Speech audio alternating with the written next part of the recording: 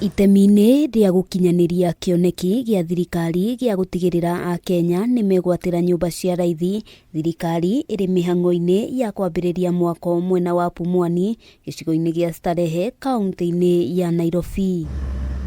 Waki wa nyũmba ici utanyitwo kuhuthira muigana wa ciringi mbirioni 12, mutongoria wa bũrũri ndagĩtarĩ William Ruto agĩtanywo gũkaũrugũria mwambĩrĩrio wa kiumia gĩũkĩte. Honors by doing the groundbreaking of Starehe point, which is a development that will take around 3 to 4 years for completion. Kũringana na arĩa marũgamĩrĩire waki ũyũ nĩ atĩ Bamiri itanyihiire ngiri ithathatu nicio itanyitwo kugunika na nyũmba ici, na arĩa mekũheo mweke wa mbere nĩ Muingi ũrĩa ũrigicĩirie matũra maya. There are job opportunities available for women.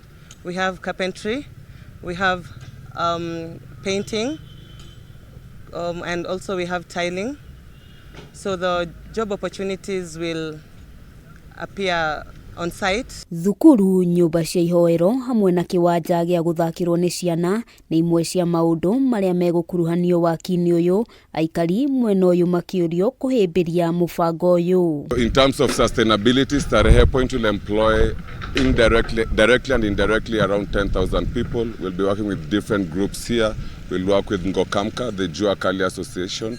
We're also working with a company called Bilha, which is women in construction, in different aspects of construction. Hamwe noguo atumia nĩ mahetwo mweke wa mbere harĩ kũnyita itemi waki-inĩ ũyũ nĩguo gũtigĩrĩra nĩ kwagĩa na maiganania na gũtirĩ mũndũ ũrathutũkanio. Male dominated area, but we as women are coming to take over because there are even better opportunities, and as women we do detailed work compared to men. So that's a big up for women, and I would advise all the women and ladies to venture into construction. Handũ-inĩ ha Kameme TV, rĩtwa rĩakwa nĩ Wambui wa Njũgũna.